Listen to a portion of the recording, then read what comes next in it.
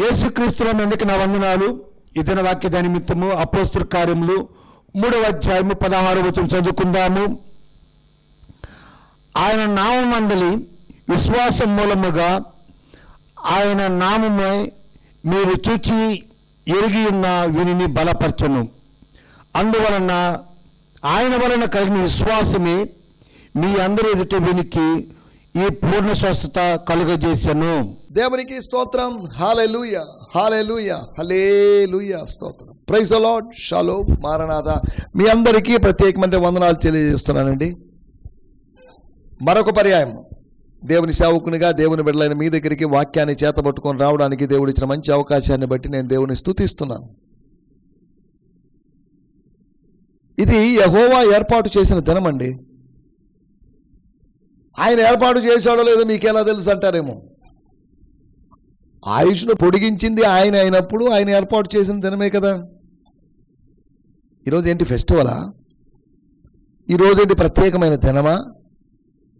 ఈరోజు మంచి రోజని లోకస్తులు చెప్పుకుంటున్న రోజు లాంటి రోజా? దేవుడు ప్రతి దినాన్ని ఏర్పాటు చేశాడు. నీ జీవితంలో కొన్ని దినాలు, కొన్ని వారాలు, కొన్ని మాసాలు, కొన్ని సంవత్సరాలు ఆయన నియమించాడు. ఈ నియమించబడినటువంటి దినాలు, ఈ ఏర్పాటు చేయబడిన దినాల్ని మనం అనుభవిస్తాం, ఎంజాయ్ చేస్తాం, వాటి గుండా వెళ్తాం. తర్వాత ఇక మనం ఉండం. మనం లేనప్పుడు మన తర్వాతి వారు పలాని పాస్టర్ గారి జన్మదినం అండి, పలాని పాస్టర్ గారి మరణదినం అండి, వారి జయంతి, వారి వర్ధంతి అని చెప్పుకుంటూ ఉంటారు. అంతవరకే కదా. సరే, అలా చేసినా చేయకపోయినా దేవుని స్తోత్రం, హల్లెలూయా. ఒకవేళ చేసినంత మాత్రాన వచ్చే ప్రయోజనం లేదు, చేయకపోయిన వలన వచ్చే నష్టం కూడా లేదు. చనిపోయిన తర్వాత మనకి ఇవన్నీ తెలిసే అవకాశం లేదు. దేవుని స్తోత్రం. ఇంకేదో ఉన్నవారు తమ జ్ఞాపకాలను బట్టి వాళ్ళు చేసుకుంటూ ఉంటారు. నీతిమంతులను జ్ఞాపకం చేసుకోవడం మంచిదే. నీతిమంతులను జ్ఞాపకము చేసుకుంటే ఏమవుతుంది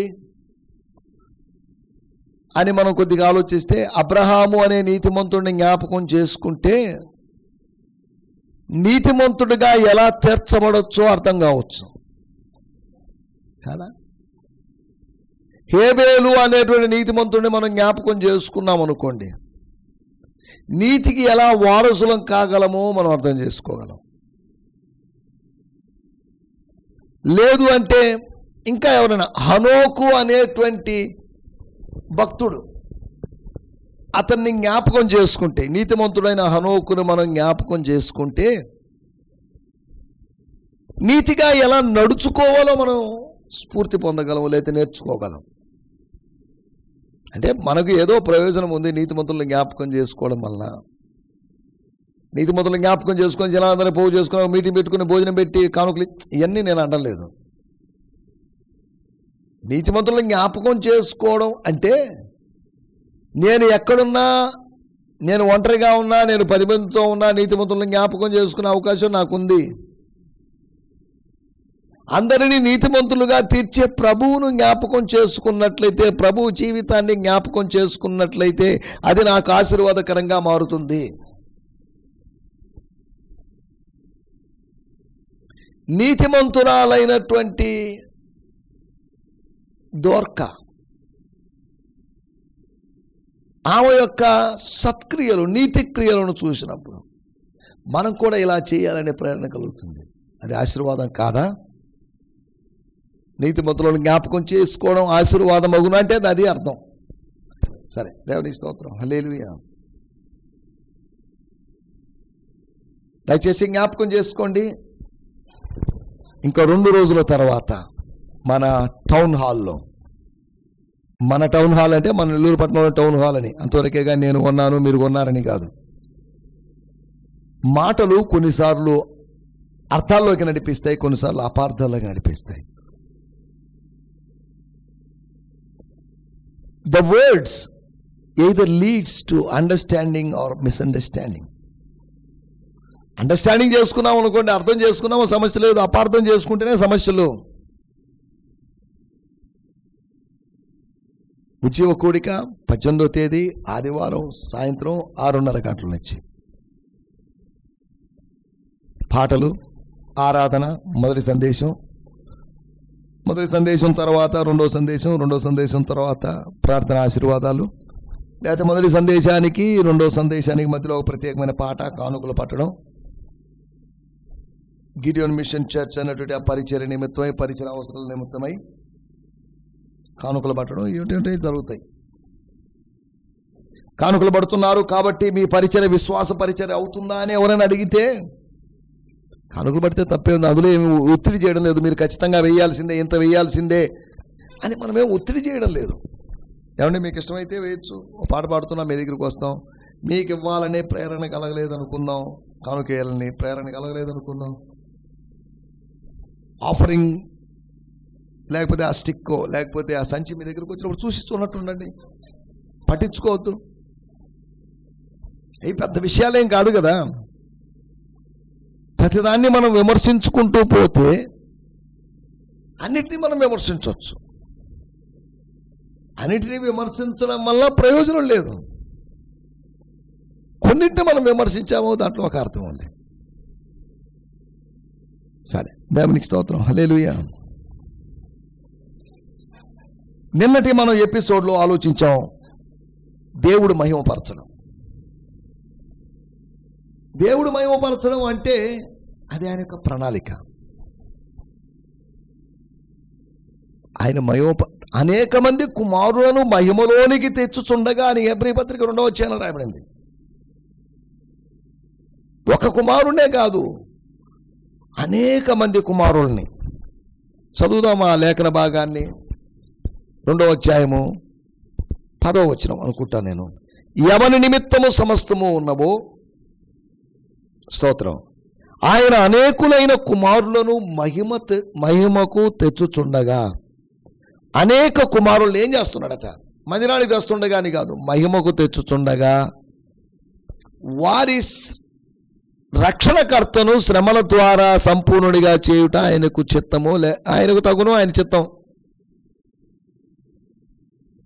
అనేక మంది కుమారులను మాత్రం మహిమ తెచ్చి తన సొంత కుమారుని, తన జ్యేష్ఠ కుమారుని పక్కన పెట్టాడు, యేసు అనే తన కుమారుని పక్కన పెట్టాడని కాదు, వారి రక్షణకర్త.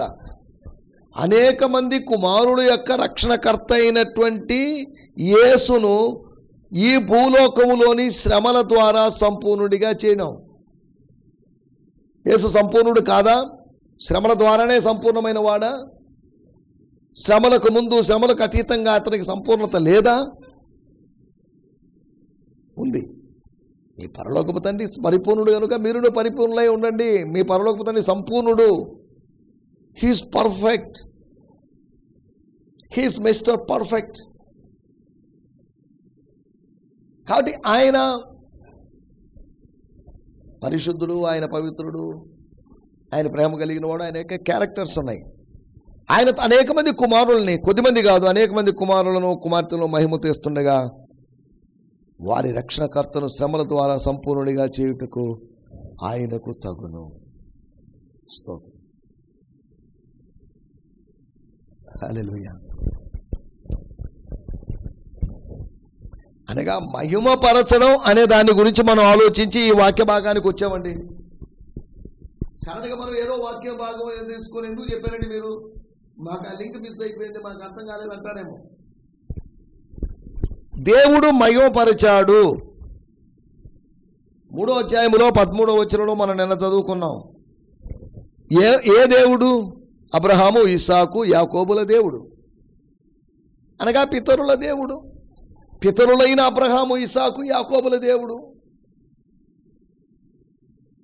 అబ్రహాము, ఇస్సాకు, యాకోబుల దేవుడు అంటున్నప్పుడు ఇంచుమించు ఆదికాండం 11వ అధ్యాయం నుంచి 48, 49 లేదా 49, 50 అధ్యాయాల వరకున్న స్టోరీ. అనగా కొన్ని తరములు ఈ ముగ్గురికి దేవుడుగా ఉన్న దేవుడు. స్తోత్రం, హల్లెలూయా. ఆయన్ను మహిమపరిచి ఉన్నాడు. స్తోత్రం. దేవుడు తన సేవకుడైనటువంటి యేసుని సేవ చేయించుకోవడానికి మహిమపరిచాడని కాదు, ఆయన సేవ సంతోషకరమైనప్పుడు ఆయన మహిమపరిచాడు. ఆయన సజీవయాగముగా తనను తాను అర్పించుకొనడం అనేది సంపూర్ణమైపోయినప్పుడు, ఇట్ ఈస్ ఫినిష్ అయిపోయినప్పుడు, టెటలస్టాయ్ అని చెప్పబడినప్పుడు, విజయపు కేక వేయబడినప్పుడు, అప్పుడు ఆయన హెబ్రీ పత్రిక 5వ అధ్యాయంలో రాయబడింది, ఆయన భయభక్తులు కలిగి ఉన్నందున అంగీకరించబడెను. He was accepted as he feared the Lord, as he shown reverence to God. దేవుని స్తోత్రం, హల్లెలూయా. దేవుని మహిమపరచడం అనే దాని గురించి మనం మాట్లాడుకుంటున్నాం. దేవుని మహిమపరచడం అనేది మన ఆదివారం సంఘాల్లో వాటిలో చేసే పనే. పాటలు పాడుతున్నాం, దేవుని నామాన్ని మహిమపరుస్తున్నాం, ఆరాధన చేస్తున్నాం, దేవుని నామాన్ని మహిమపరుస్తున్నాం, వాక్యం వివరించుకుంటున్నాం, దేవుని నామాన్ని మహిమపరుస్తున్నారు, హల్లెలూయా స్తోత్రం అని చెప్తున్నారు. చెప్పడం లేదా ఏంటి? ఒకటి లేపడం ద్వారా, రెండోది నెరవేర్చడం ద్వారా, మూడోది ఆయన గురించి మనం చెప్పుకున్న మాట ఆయన నియమించడం ద్వారా, నాలుగోది పుట్టించడం ద్వారా. As he has risen his son, he glorified his son. As he fulfilled few promises or prophecies, he glorified his son. As he appointed his son, he glorified his son. As he raised his son, his servant, stotram, hallelujah, he glorified his son. దేవుని స్తోత్రం, హల్లెలూయా. దేవుడు మహిమపరిచాడు. దేవుడు అందరినీ మహిమపరచడం లేదు, కుమారుల మహిమకు తెచ్చుచున్నాడు. స్తోత్రం అని నిన్న మనం ఆలోచించాం. రండి, ఈ దినము కొరకే ఏర్పాటు చేయబడలేదు. స్తోత్రం. వాక్యము బహువేగంగా పరిగెత్తుందండి. అంటే స్పీడ్గా చెప్పమని కదా దాని అర్థం. ఆజ్ఞ వెంబడి ఆజ్ఞ, సూత్రం వెంబడి సూత్రం, ఇక్కడ కొంచెం అక్కడ కొంచెం అన్నట్టుగా దేవుని వాక్యం ఉంటుంది. అందుకనే ప్రవక్తలు వాళ్ళు చెప్పింది అర్థం కాలేదు, ప్రజలకి అర్థం కాలేదు కనుక అపార్థం చేసుకున్నారు కనుక వాళ్ళని సంహరించారు. యెరూషలేమా యెరూషలేమా ప్రవక్తలు చంపుతున్నదానా అని యేసుప్రభు బాధపడ్డాడు. యెరూషలేములో రక్తము చిందించినట్టు అనేక మంది ప్రవక్తలు.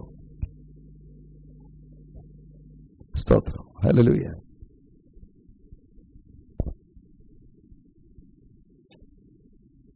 దేవుడు ఒక వ్యక్తిని, తన కుమారుని ఇలా మహిమపరిచాడు, తన కుమారులను కూడా మహిమపరుస్తున్నాడు. ఎవరిని ముందుగా ఎరిగినాడో వారిని నిర్ణయించుకున్నాడు, ఎవరిని నిర్ణయించుకున్నాడు వారిని పిలుచుకున్నాడు, ఎవరిని పిలుచుకున్నాడు వారిని నీతిమంతులుగా తీర్చాడు, ఎవరు నీతిమంతులుగా తీర్చాడు వారిని మహిమపరిచాడు. ఈ మహిమ ఆ మహిమ వేరు. దేవుడు అనుగ్రహించు మహిమను పొందలేకపోతున్నారు అని రోమాపత్రిక 8వ అధ్యాయములో మనం చూడగలం, లేదా 3వ అధ్యాయంలో మనం చూడగలం. We are losing glory. కానీ దేవుడు తన ప్రజలని మహిమపరుస్తాడు, తన్ను గణపరుచు వారిని ఆయన గణపరుస్తాడు.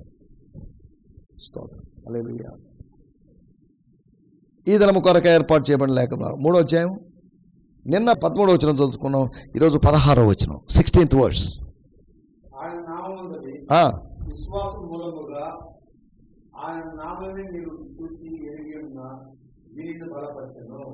దేవుని స్తోత్రం.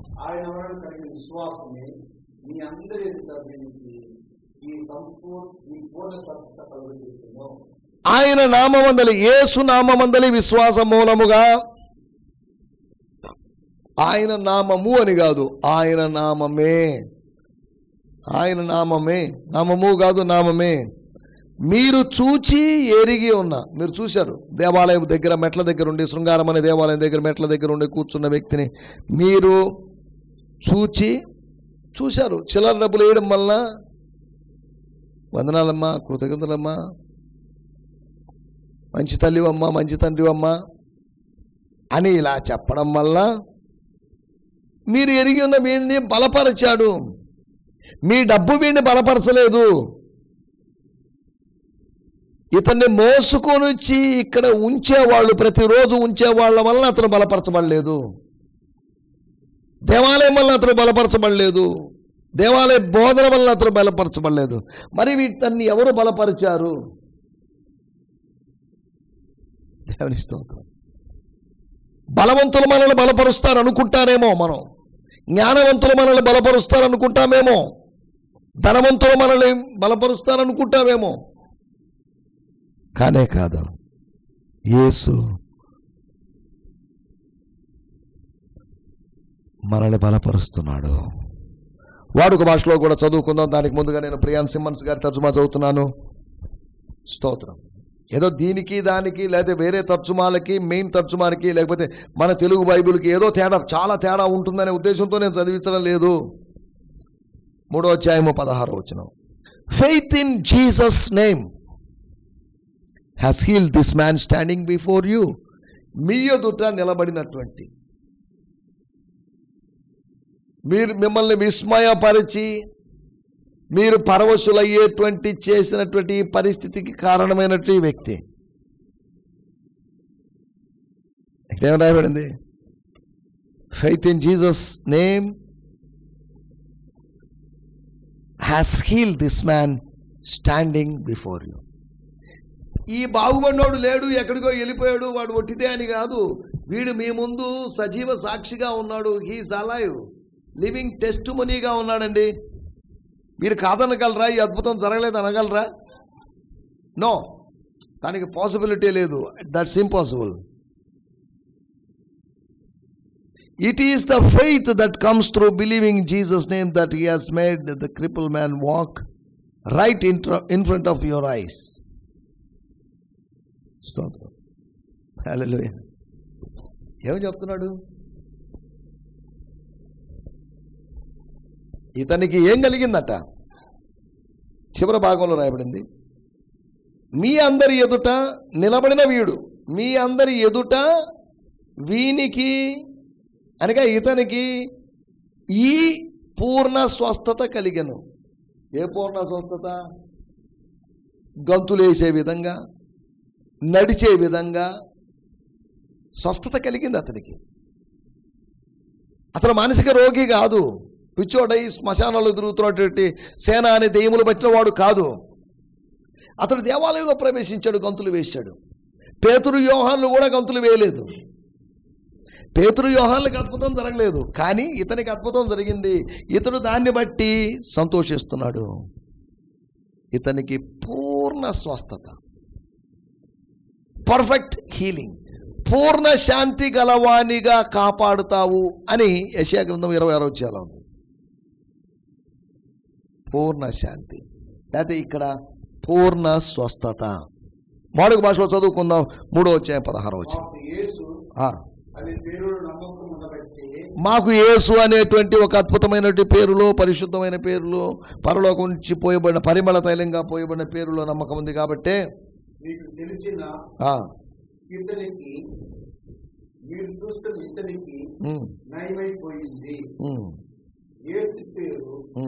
ఆయన కలిగి విశ్వాసము ఇతనికి పూర్తిగా స్వస్థత కలిగించాయి. పూర్తిగా స్వస్థత, complete healing or perfect healing. ఇది మీరు చూశారు. హాస్పిటల్కి వెళ్ళామనుకోండి, తగ్గిందా? పర్లేదు. అమ్మ తగ్గిపోయిందని ఇంకా రాదని కాదు దాని అర్థం. నా స్నేహితులు ఒకరు విజయవాడలో ఉన్నారు, ఆయనకి క్యాన్సర్ వచ్చింది, తగ్గిపోయింది, బాగానే ఉన్నాడు, డ్యూటీకి వెళ్తున్నాడు, పనులు చేసుకుంటాడు, బాగానే ఉంది. డాక్టర్లు హెచ్చరించారు, నీకు ఇది మరలా తిరిగి వచ్చే అవకాశం ఉంది.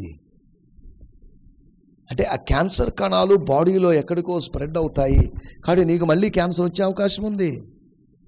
నాకంతా తగ్గిపోయిందని నాకు ఇంకేం వచ్చే అవకాశం లేదనుకుంటావేమో. అది పూర్ణ స్వస్థత కాదు. ప్రభు ద్వారా జరిగేది, ప్రభు ద్వారా కలిగింది మాత్రమే పూర్ణ స్వస్థత. స్తోత్రం. హల్లెలూయా. వాడికి ఎటువంటి స్వస్థత కలిగిందంట? Complete healing. ఇక వాడు చనిపోయేంత వరకు ఆ పూర్ణ స్వస్థతను ఆ పిల్లల రొట్టెను అనుభవిస్తూనే, అనగా ఇతని జీవితంలో యేసు ప్రభు యెహోవా రాఫా, స్తోత్రం, నిన్ను స్వస్థపరిచి యెహోవా నేనే స్వస్థపరిచింది ఆయనే. ద్వితీయోపదేశకాండం 7వ అధ్యాయం 15వ వచనంలో ఉన్నట్టుగా మీ రోగములను పరిహరింతును. ఇర్మియా గ్రంథం 30వ అధ్యాయం 17వ వచనంలో మీకు ఆరోగ్యమును కలుగు చేతును, మీ గాయములు వాన్పెదను అని ప్రభు చెప్పాడు. నిన్ను స్వస్థపరచువాడు. హల్లెలూయా, స్తోత్రం స్తోత్రం.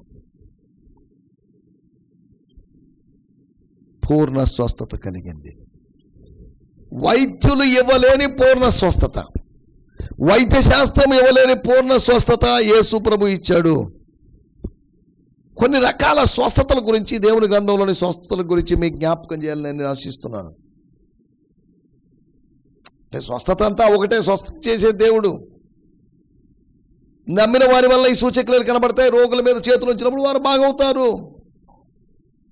దేవుడు రోగ శాంతి లేకపోతే రోగములను బాగు చేయడం అనే వరమును విశ్వాసులకు ఇస్తాడు. ఒకటి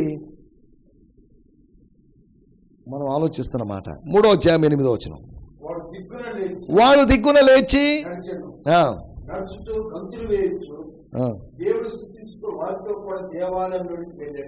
ఇది ఇప్పటికిప్పుడు తగ్గేది కాదండి, కొద్ది టైం పడుతుందండి. కొద్దిగా ఫిజియోథెరపీ చేస్తూ ఉండాలి, డైలీ మసాజ్ చేస్తుండాలి, డైలీ ఆయిల్ పూయాలి కదా. యేసునామములో ప్రార్థించినప్పుడు, యేసునామములో లేవనెత్తినప్పుడు జరిగిన కార్యమును గురించి రాయబడింది. వాడు దిక్కున లేచి నడవసాగెను, తక్షణ స్వస్థత, ఇమీడియట్ హీలింగ్. 7 వారాల ప్రార్థనకి రా, అప్పుడు తగ్గిపోద్దని కాదు. చాలామంది ఈ రోజుల్లో పాస్టర్లా పెట్టుకోండి 7 వారాల ప్రార్థనలు, అమావాస్య ప్రార్థనలు, ఏంటి ఈ విధానాలు?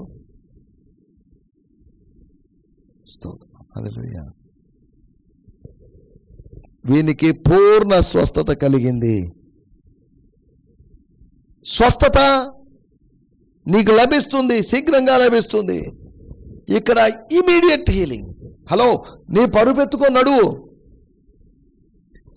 అన్న తర్వాత ఆయన ఆజ్ఞాపించిన 2-3 రోజుల తర్వాత అతను పరుపెత్తుకొని నడిచను.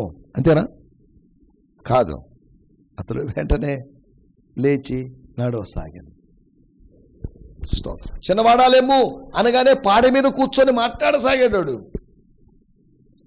అంటే అన్ని ఇన్స్టెంట్గా జరుగుతున్నాయి. ఆలస్యంగా జరుగుతున్నాయని కాదు, నీ జీవితంలో కూడా ఆలస్యంగా కొన్ని కార్యాలు జరుగుతాయి, ఇన్స్టెంట్గా కొన్ని కార్యాలు జరుగుతాయి. పూర్ణ స్వస్థత అనే అంశాన్ని మనం ఆధారంగా చేసుకొని కొన్ని విషయాలు ఆలోచిస్తున్నాం. ఒకటి తక్షణ స్వస్థత, ఇమీడియట్లీ. రెండో విషయం యెషయా గ్రంథము 58వ అధ్యాయం 7-8.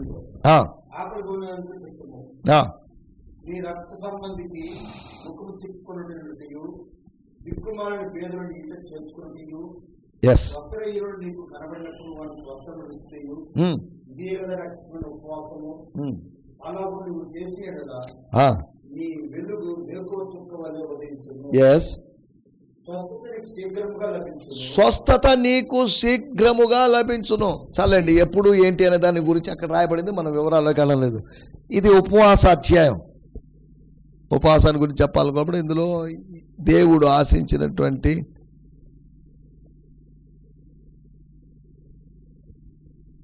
హృదయపూర్వకమైన లేకపోతే కంప్లీట్ ఇన్స్టెంట్ హీలింగ్.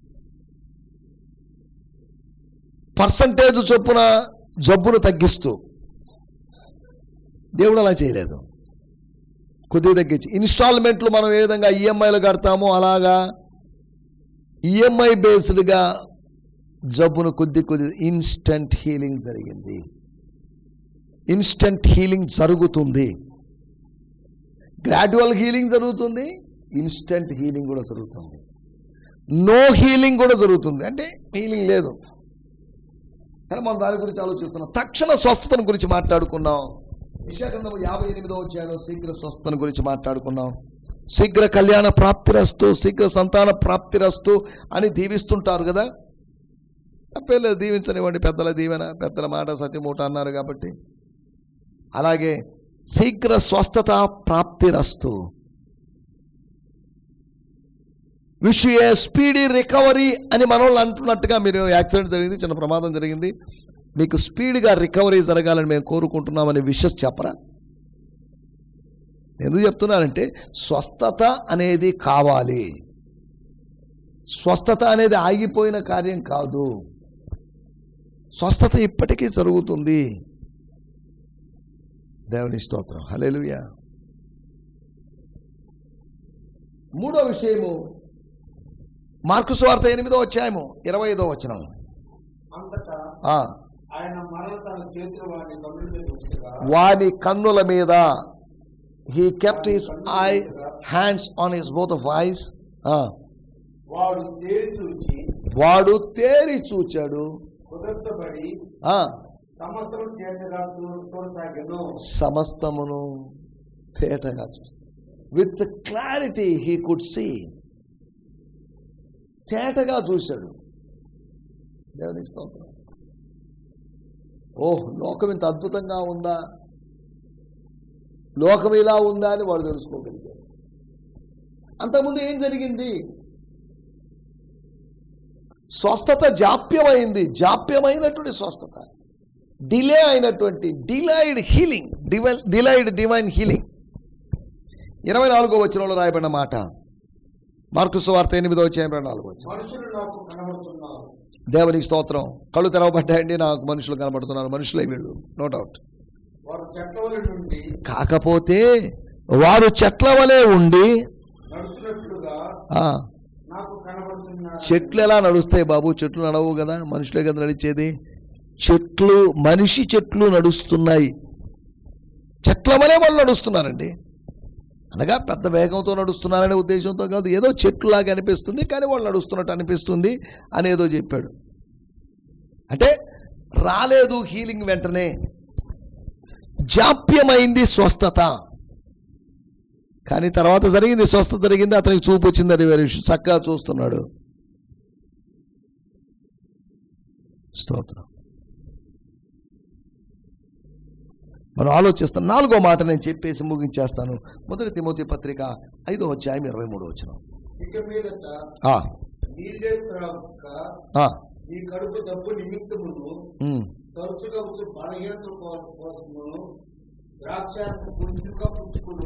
నా ఆత్మీయ కుమారుడు అయినట్టు తిమోతి, కొద్దిగా ద్రాక్షారసాన్ని పుచ్చుకో బాబు.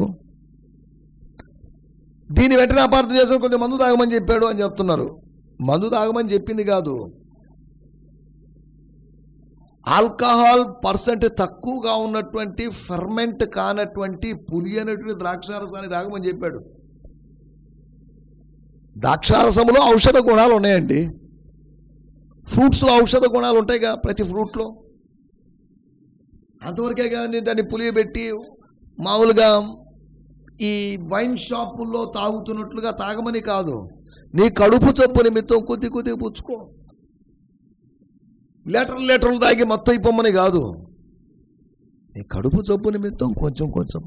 నీకో జబ్బు ఉంది, ఏం చేస్తాం? టీంలో జాయిన్ అయిన దగ్గర నుంచి, మినిస్ట్రీలోకి వచ్చిన దగ్గర నుంచి ఆ జబ్బు ఉంది, ఏం చేస్తాం? ప్రార్థన చేసాం, స్వస్థత రాలేదు. ఇలా ప్రకృతి వైద్యం ద్వారా ఇలాగా న్యాచురల్గా భౌతికమైన స్వస్థత జరగనివ్వండి. స్తోత్రం. హల్లెలూయా. 4 విషయాలు నేను మీకు జ్ఞాపకం చేశాను. తక్షణ స్వస్థత చెప్పాను, శీఘ్ర స్వస్థతను గురించి చెప్పాను, జాప్యమైన స్వస్థతను గురించి చెప్పాను. 4వది ప్రకృతి సంబంధమైనటువంటి లేదంటే భౌతికమైనటువంటి స్వస్థత. ఆ వ్యక్తికి కలిగిన స్వస్థతను పూర్ణ స్వస్థత. అటువంటి పూర్ణ స్వస్థత అనుభవంలోకి మనందరము వచ్చి మనమందరం ఆయన మహిమపరుస్తుము గాక. ఆమేన్. హల్లెలూయా, హల్లెలూయా, హల్లెలూయా. మీ అందరికీ వందనాలు. ఈ సందేశము మీకు ఆశీర్వాదకరంగా ఉందని నమ్ముచున్నాము. ప్రార్థన అవసరతల కొరకు మమ్మల్ని సంప్రదించవలసిన మా చిరునామా గిద్యోన్ మిషన్ చర్చ్, 6వ వీధి, శాంతినగర్, నెల్లూరు 4, ఆంధ్రప్రదేశ్. పిన్ 524004. మా ఫోన్ నంబర్లు 7036443613 మరి ఒక నంబర్ 9392293010. మా ఈమెయిల్ ఐడి gfihmi2015@gmail.com. దేవుడు మిమ్మును ఆశీర్వదించునుగాక. ఆమేన్.